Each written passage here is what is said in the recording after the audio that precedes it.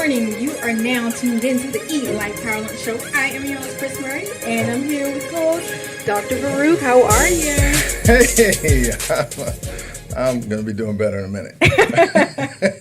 I'm doing good. This is, again, the Elife Power Lunch with Chris and Doc, and we are having a good time, as always. That's right. It's always a little stressful, when we get started, and I look at the camera and it's leaning. But it's all good. It's all good.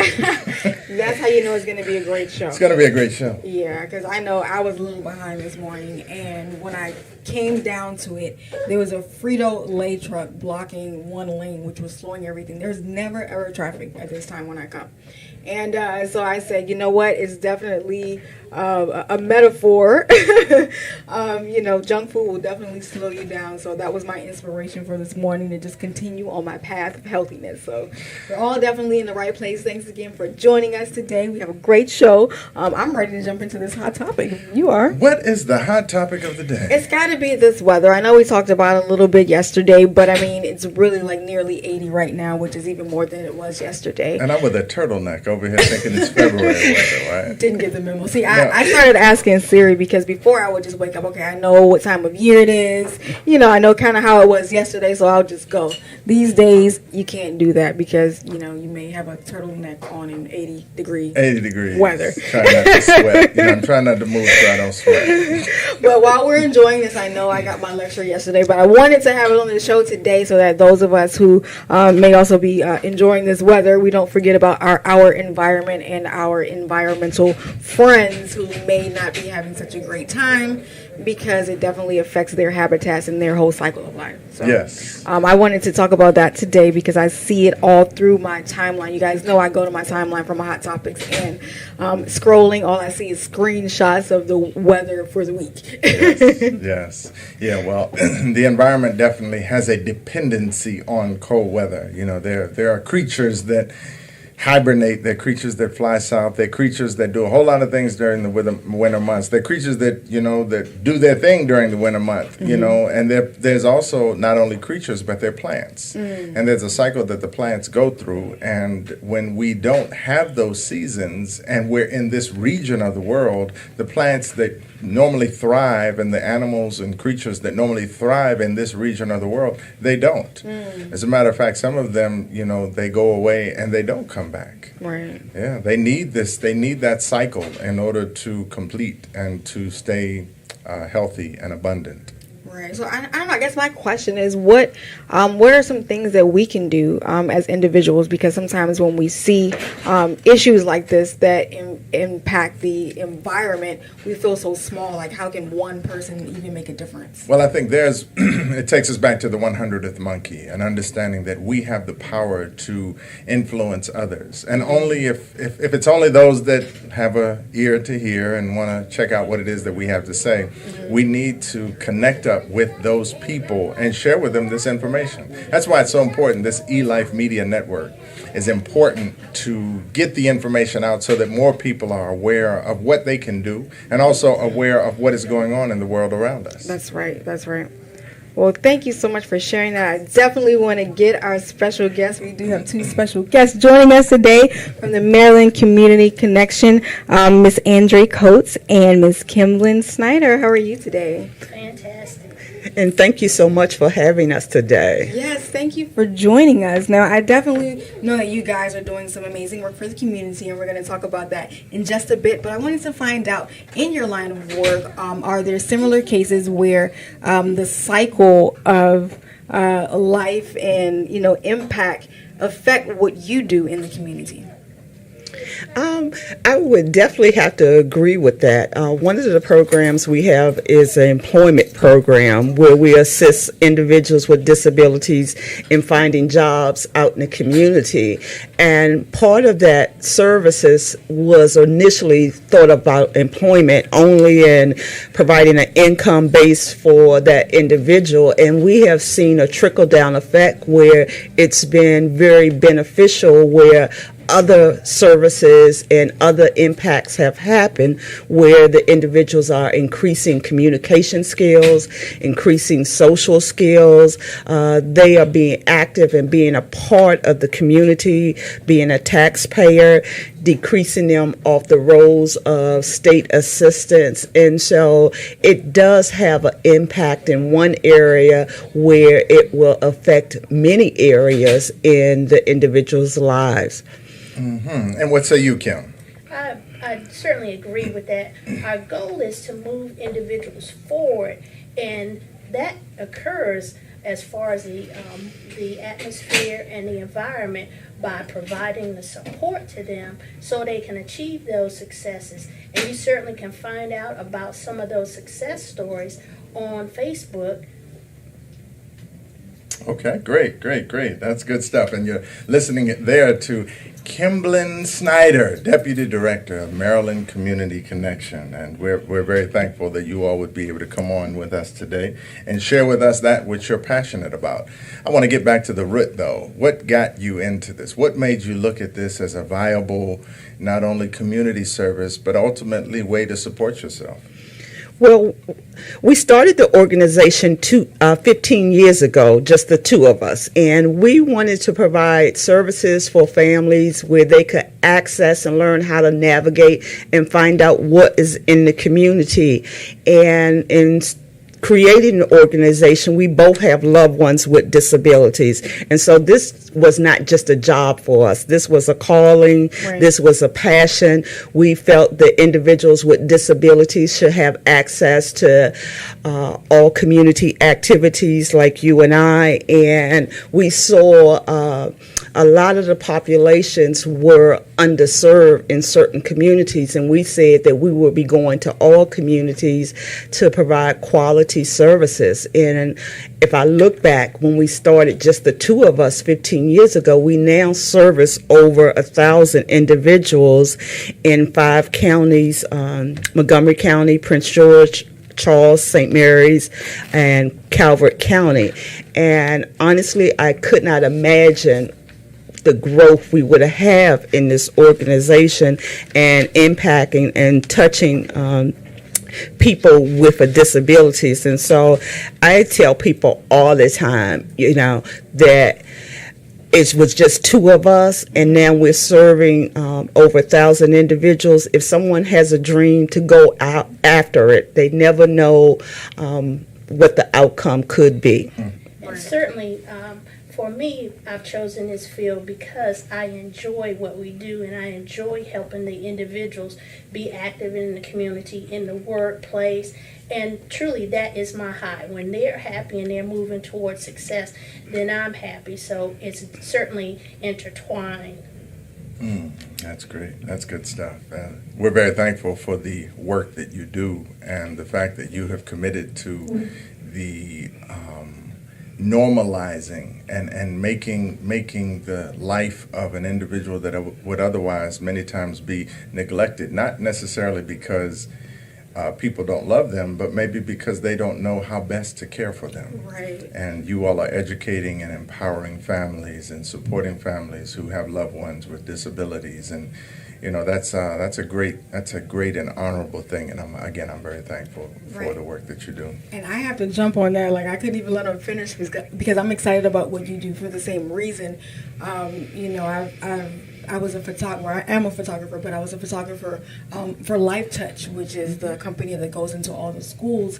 And one of the schools that I was assigned to was one for disabled children. And it touched my heart so much that I couldn't even do my work. I was just, I was overcome with emotion, because it's not something that I come into contact, with every day. I don't have anyone directly in my family who has a disability. And so for me, I felt very, like I said, very emotional about it. And it's like I want to help, but I don't know what to do. And, so for that reason alone, I'm just so grateful for what you guys are doing and the fact that you do have programs in terms of helping people just to develop better relationships and a better understanding with those with disabilities. I do have a few questions. Do you have any programs surrounding improving the access to food or nutrition for the disabled?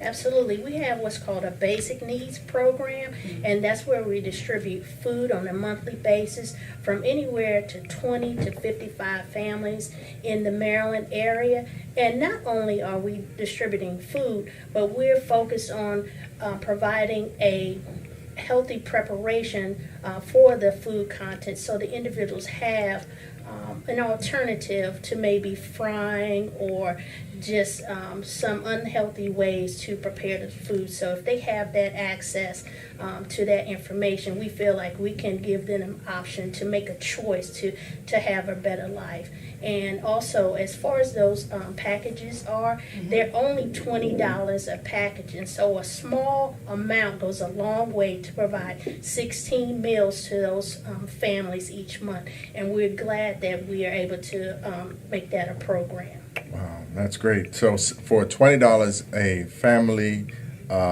with an individual who has disabilities, for $20, they can eat 16 meals? Absolutely. Whoa. Wow. That's pretty powerful, and it's Yeah. great again that there are probably families that are learning of this, that are getting on the phone and or finding out where they can get in contact with you. But we're going to make sure that we make that information available to you before we get off the air. So you all stay tuned. I do have another question, and it ties into nutrition, as I'm a nutritionist and an advocate for healthy eating. Have you all seen where the healthy eating of the individuals that you care for and that you serve, are you seeing where healthy eating can impact them at all? Absolutely. In one particular case, there's a young lady who had some isolation issues and some weight issues. And so her staff person that was assigned to her started focusing on getting her out in the community, maybe doing some shopping to choose some healthy foods. And then they actually went out to the gym, worked out, and the individual that was served lost a significant amount of weight. But also what I think is a great part is the staff person lost some weight. So they certainly were working together to improve their lives. That's good. That's good. And that's important that we know that there's a way out many times from under. It could be a physical disability. I've seen an individual with a spinal injury as a result of an automobile. Actually, it was a motorcycle accident. And he chose not the route of modern medicine, even though there were those of us, including myself, I would have advised him if it was me.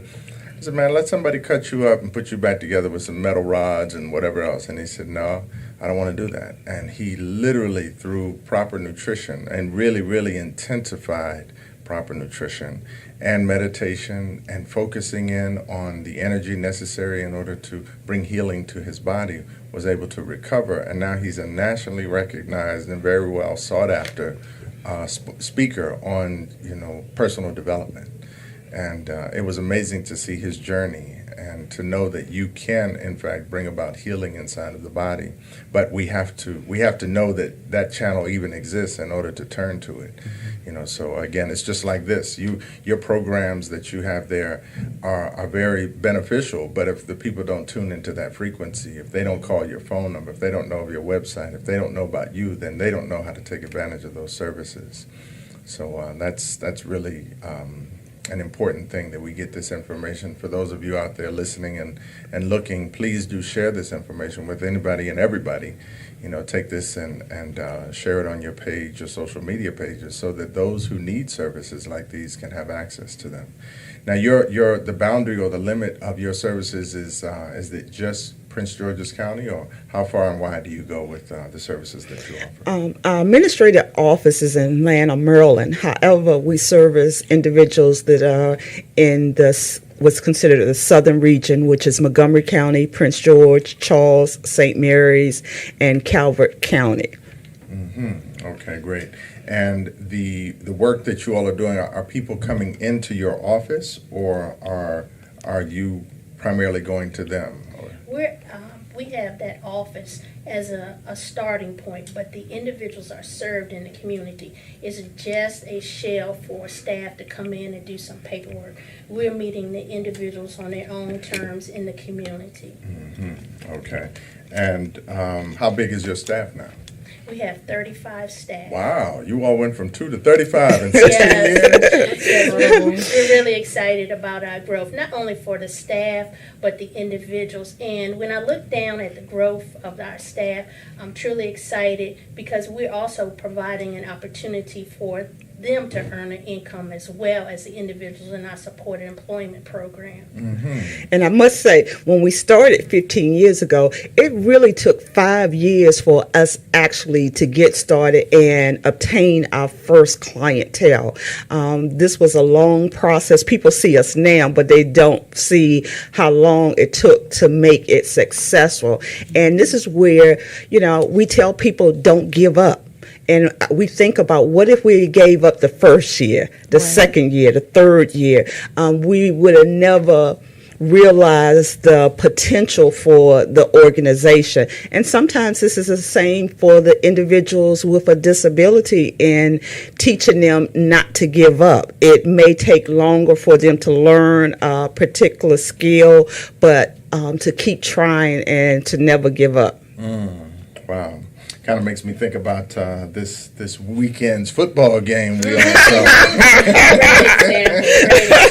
You don't give up. There are people who called me up and let me know, well, it's fixed. I said, well, dang, you doing it. I was really, even though I didn't necessarily like the team that won, but I was like, that is a pretty powerful performance, and one that you could definitely use to teach people about never giving. It doesn't matter how bad it looks, how bad it is, how bad you feel, how hurt you are. Right. Get up, get in the game, and you can make a big difference. And again, we're thankful to both of you for not giving up and not losing, that energy and that focus to continue to want to help people. Because truly the number of people that need your help don't go away. They're there. And they need what you all have to offer, so it's exciting. So who are some of the candidates that would be, potential clients, and how would they get in contact with you? Yes, we serve children to adults with a disability, and they can get in touch with us by contacting Maryland Community Connection or going to our website at www.marylandcommunityconnection.org. We believe in starting as young as possible, and so one of our youth programs that we have is our summer employment program, where we serve youth from 14 to 20.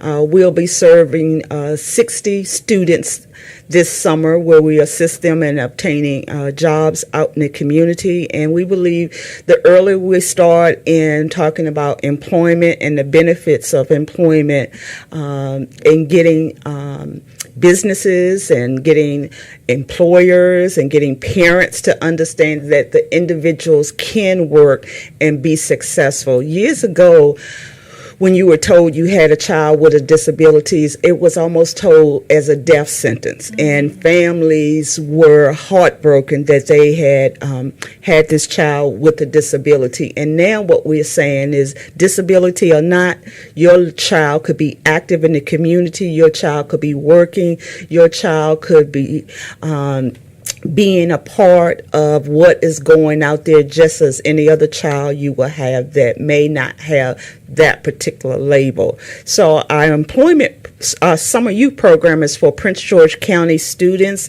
and if they're interested, they can definitely go to our website to find out more about that employment program, and we would love to serve the 70 kids this summer. That's great. 70 children. 60. I'm sorry, 60. Okay.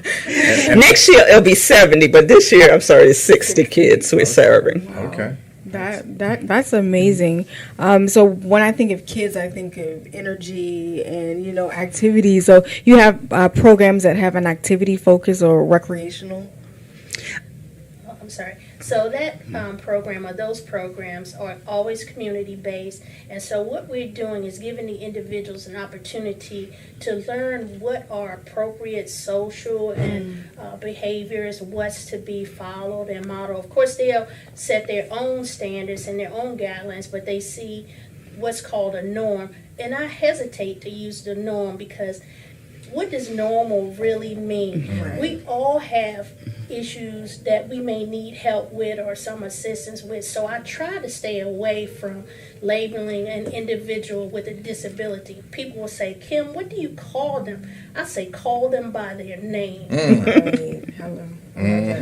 Okay, duly corrected. Right. Because as I found that word, I realized that okay, that might not be the right word. So thank you for the correction. And I'm sure that as we learn more and we become more in tuned and in touch with individuals, there's a whole host of things that you learn that you do and you don't do. But as you stated, many times it was a death sentence and it was just somebody who just stayed in the house all day long. You never saw them. You didn't know they exist. Families, I'm sure, were ashamed and embarrassed and didn't want to necessarily let everybody know that they had this person with this disability in their family, in their lives.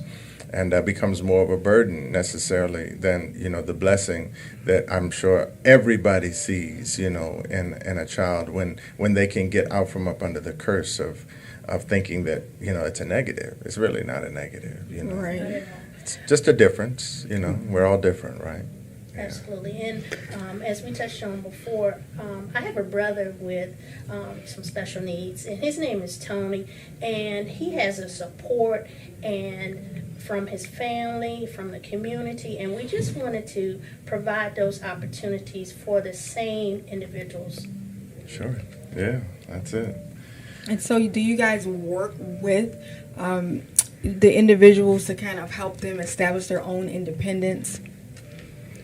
Yes, when our main focus is to assist the individual to be as independent as possible for the day when mom and dad may not be here. And so a lot of our training is around that. And it's amazing to see when they start advocating for themselves and mom and dad will be, well, wait a minute, I didn't want them to be that strong. But we feel it's important that they be able to speak up for themselves and make recommendations of what they want and what they don't want. And it doesn't involve, because people will say, well, what if they can't communicate? People that can't communicate also can verbalize. Body language tells us what they want, what they don't want. It doesn't always have to be verbally told. So we get to know the individuals and their likes and their dislikes and try to surround a program around them, because our goal is to help individuals be out in the community as long as possible. We want to be a support mechanism for families where they don't get burnt out and say, I just cannot do this anymore. They got to go in a group home. And we want to avoid that as long as possible. And provide the support to the families. Right. And I know you guys do a lot of fun things because you have one of, I guess, your employees that comes here with his client, and he tells me about they go painting. They do a lot of fun stuff. Can you tell us a little bit about that? Oh, yes. We encourage that staff pick at least one new activity that the individual has never been exposed to. Because a lot of times we do the traditional things. They may go to zoo or bowling or to the mall. And we want them to do activities that you and I would love to do. And so we have individuals that go to the Kennedy Center. They've gone to concerts, they've seen The Color Purple, American Idol, a wide variety of activities that you and I would like, I want to go. Right. And so that's what we want for our individuals to be exposed to. And certainly those activities, they have the option to choose a new activity, and maybe they don't like it, and that's fine, they won't go again, but maybe they're exposed to something that they really enjoy and may find that it could be a hobby. Right, and I love that, and that just kind of speaks to what you guys just mentioned before about not isolating the people with a disability, just making them feel like, they're like everybody else, like you just said, because they are, we're all different and unique in some way or shape. And so, I really love that you guys are doing that. I've also heard about the LIST program. Can you guys explain to us a little bit about what that is? Yes, LIST stands for Low Intensity Support Services, and it's an opportunity for individuals to access up to $2,000 worth of resources where it could be anywhere from camp, daycare, respite, medical services, community-based services, adaptive equipment, and we will make those purchases for the family. And so it's an opportunity if they're not actually in full services or with our agency, they could apply for this, and they can be this is a statewide program in Maryland. In Maryland, okay. And that goes to, the example of just a little help to provide some stability in the community. Maybe they're not getting all around inclusive services, but that little bit of help may help provide some stability in the home. And what when you think about raising funds, your source of income, is your source of income the government? Is your source of income grants? Is your source of income fundraising? How does that work? All of those sources are opportunities for the community to provide support for us. The majority of our funding comes from the state, but we also have opportunities to engage employees of the federal and Maryland government. We're part of the community charity campaign, and our number is 81345, and we're also part of the Maryland charity campaign, and our number is 7174. And that's an opportunity for individuals to contribute to make a fantastic impact on the individuals. And what is the process like if someone is interested in getting connected, or maybe they have a loved one, or family that they know that would greatly benefit from your services? What's that process like once they give you a call? What happens after that? It really depends on the services. The summer youth program, we are starting that up now. And so individuals that are interested in a summer employment youth program, we encourage them to contact us now because we will be interviewing kids around April. And so this is an opportunity if they're interested. It is not too late to get involved in that program. We are also seeking out employers that are interested in hiring some of the individuals that are in our program. And when we started the program, I was like, oh, well, we really haven't worked with teenagers before and wasn't sure how this was going to work. Right. But I found out they were no different than any other teenagers. Some of the things that we worked on with them were about their clothing and appearance, the use of the cell phone on the job. So a lot of things that other teenagers are dealing with, so was our teenagers. However, one of the things we found was they had some great work ethics.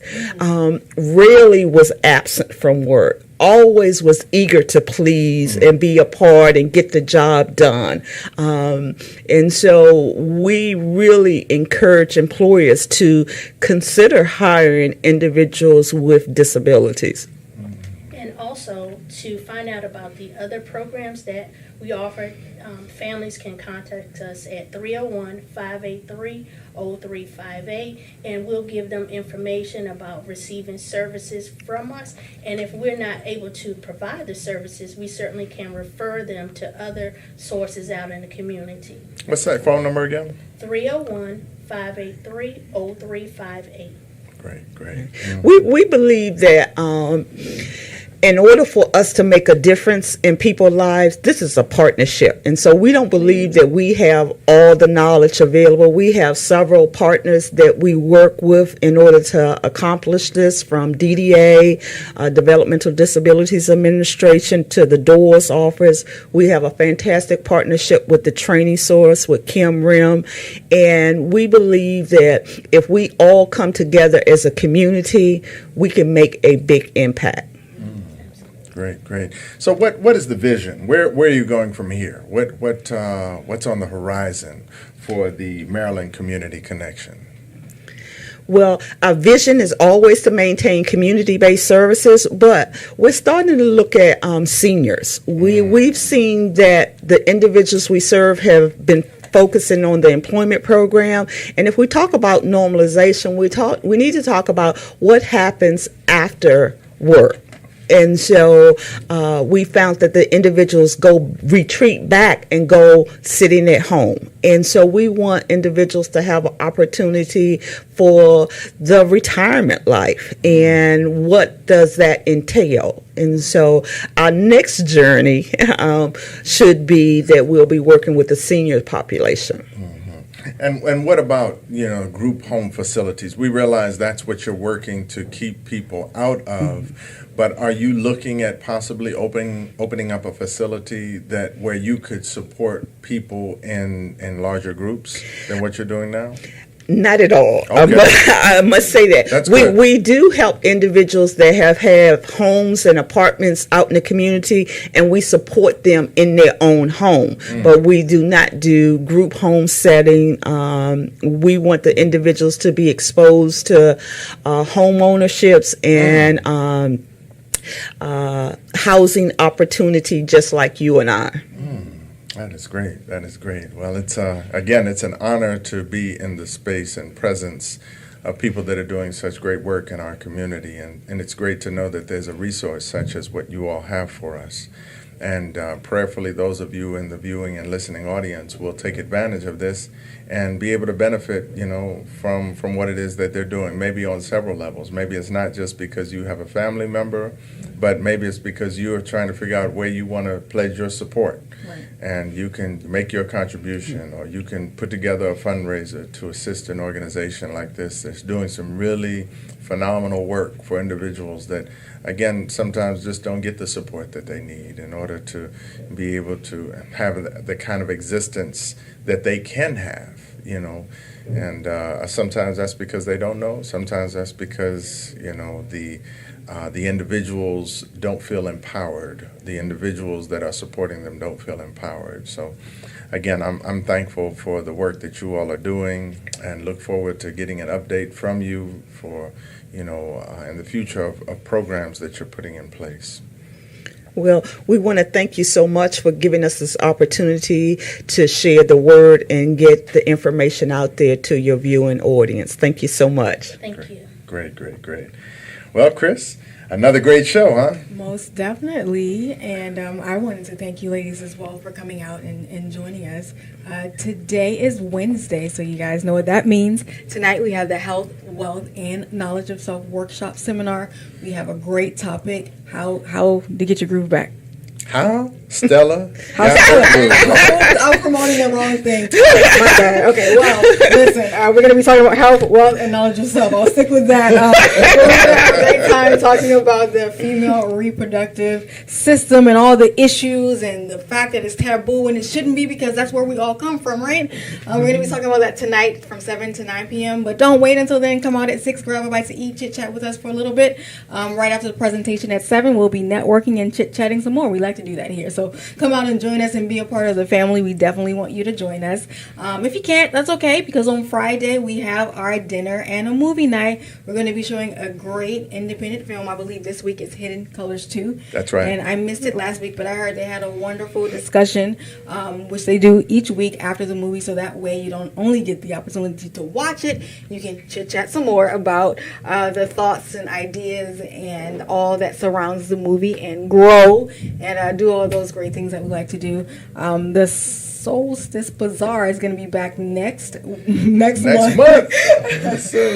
We also have the Fitness Challenge, which I highly recommend. You guys won't believe it because of the time I got here this morning, but I actually got up at 4 a.m. this morning. Maybe it had something to do with our conversation yesterday about the I'm going to get it wrong, circadian, I got it right, cycle, and I don't know, I guess my inner spirit kind of tuned in with it. But anyway, I got up at 4 a.m. and I did a little workout around 6:30. And it was pretty good, so I was energized. So I highly recommend you guys to check out our fitness challenge so that you can get your personalized consultation and challenge from our great fitness challenge.